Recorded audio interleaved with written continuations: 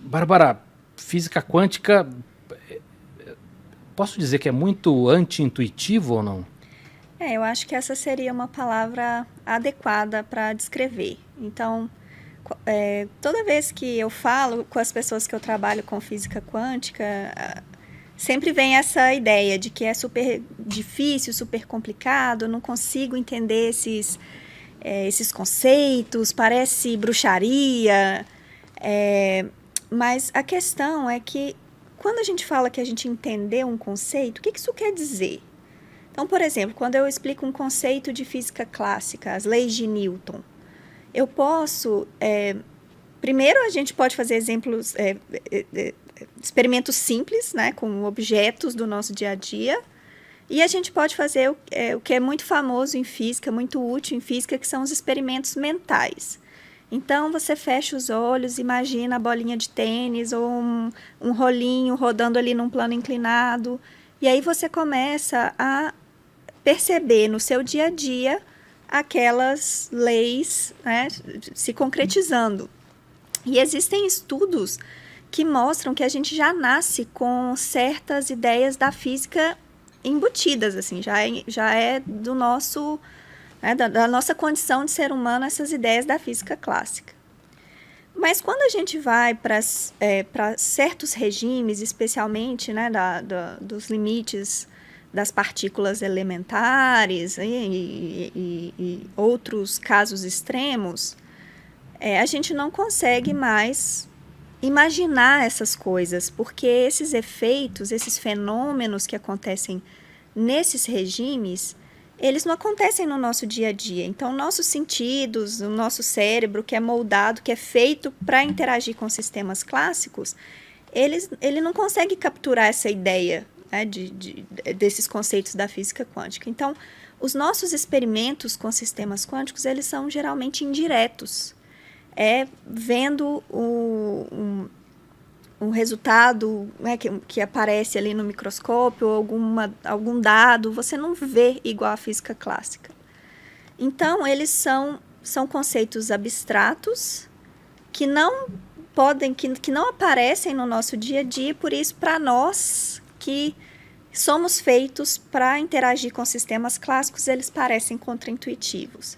Mas talvez se a gente fosse, sei lá, do tamanho de um vírus ou alguma coisa assim, a gente seria moldado para lidar com sistemas quânticos e aí não seria dessa forma. Mas... O que você está falando, por exemplo, a lei da gravidade, por mais que eu não entenda ou não saiba da existência, né, ou explicar e tudo mais, se eu solto uma bola de boliche, uma maçã, enfim, eu consigo ver, né, a gente consegue inclusive fazer experimentos mais... Eu vi outro dia no YouTube um vídeo maravilhoso dos caras fechando uma câmera de vácuo gigantesca mesmo, assim, parece do tamanho de um foguete, que os caras soltam uma bola de boliche e uma pena, né, e ela cai. Então a gente consegue ainda simular coisas para poder provar, né? Sei lá, se eu dou um murro na parede, minha mão vai doer, então tem a coisa da ação, da reação. A gente consegue experimentar isso.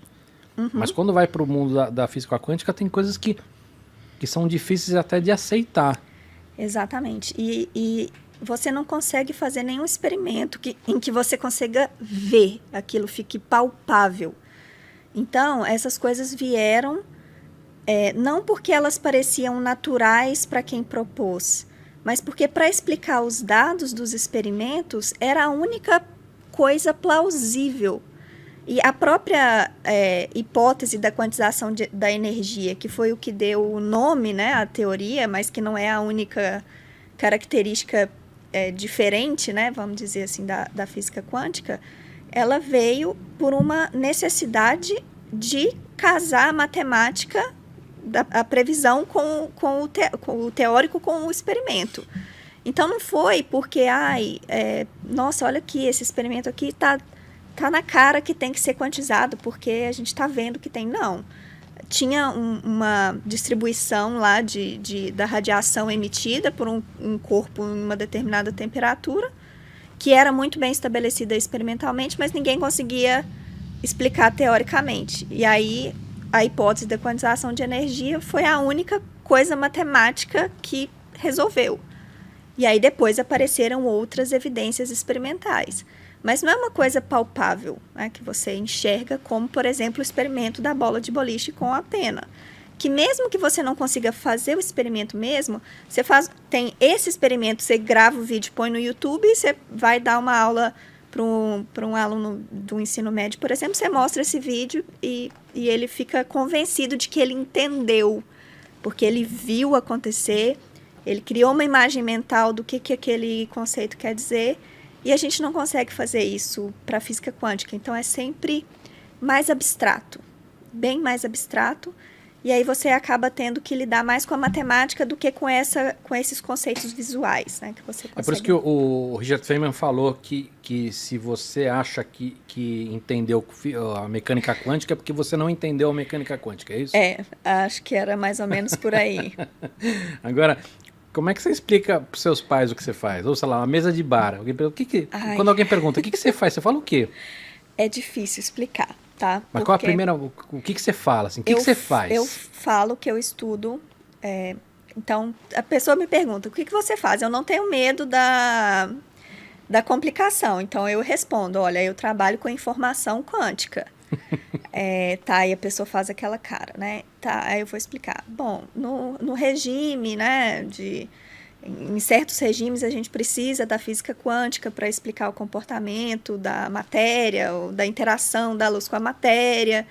E aí a gente pode usar esses sistemas nesse regime para manipular a informação de maneiras diferentes do que a gente faz com sistemas clássicos. E aí o que eu estudo, né, de maneira geral, claro que eu não vou entrar nos detalhes, mas é como que a gente pode explorar esses sistemas para manipular a informação, enviar a informação e etc. Né? Agora, Bárbara, quando você está no começo, tá? Começando a aprender essa história, vocês físicos só aceitam ou dá para entender?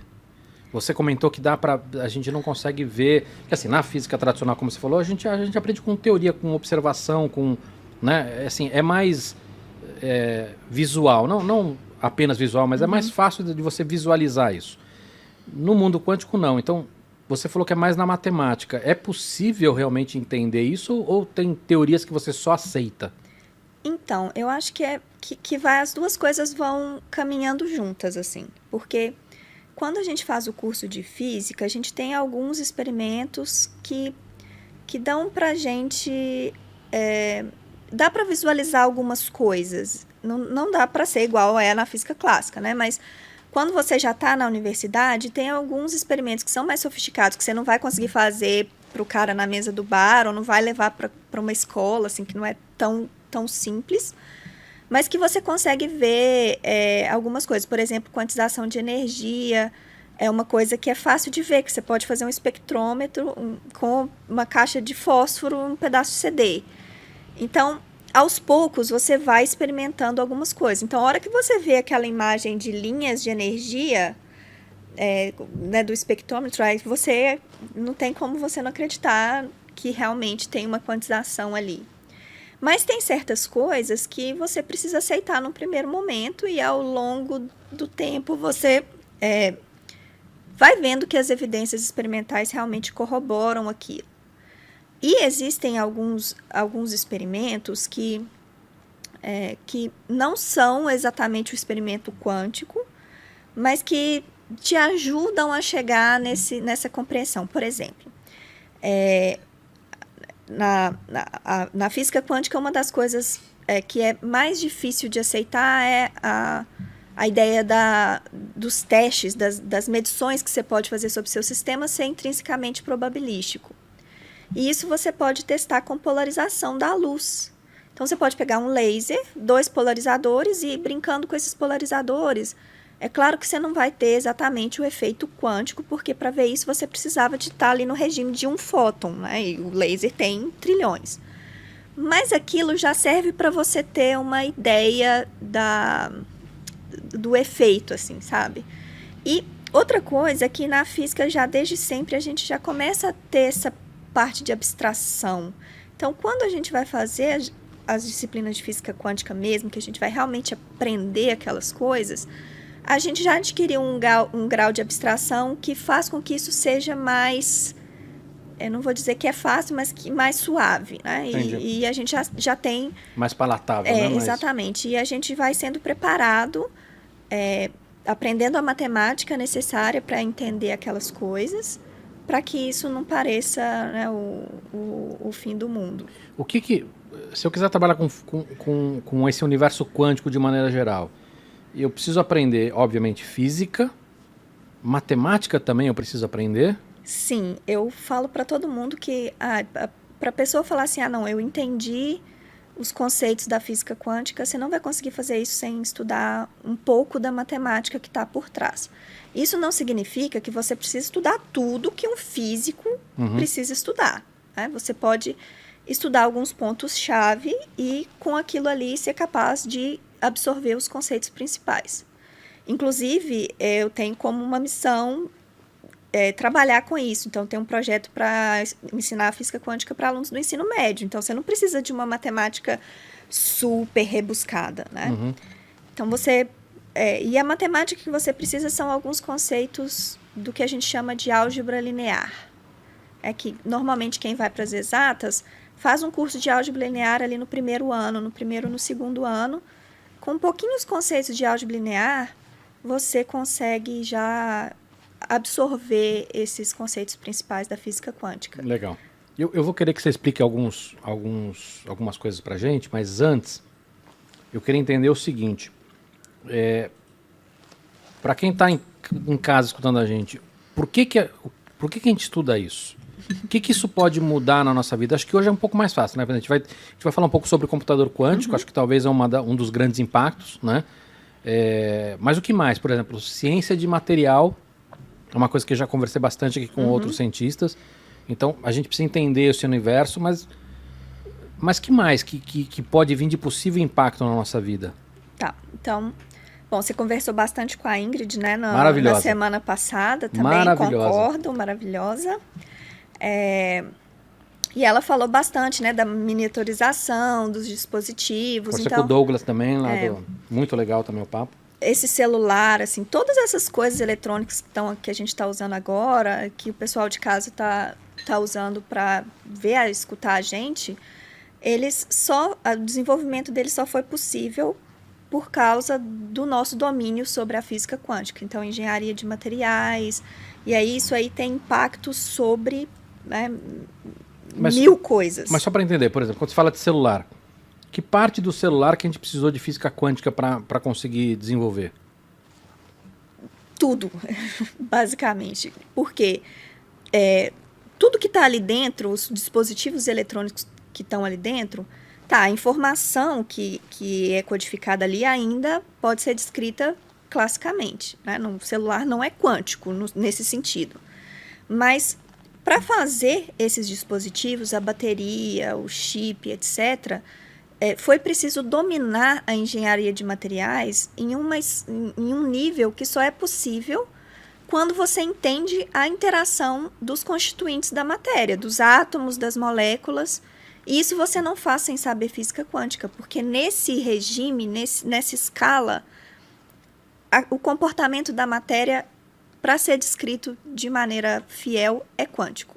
Entendi. E aí a engenharia de materiais se beneficia enormemente desse conhecimento, né? E hoje em dia não dá para imaginar desenvolver novos materiais sem a pessoa ter um conhecimento muito profundo de física quântica.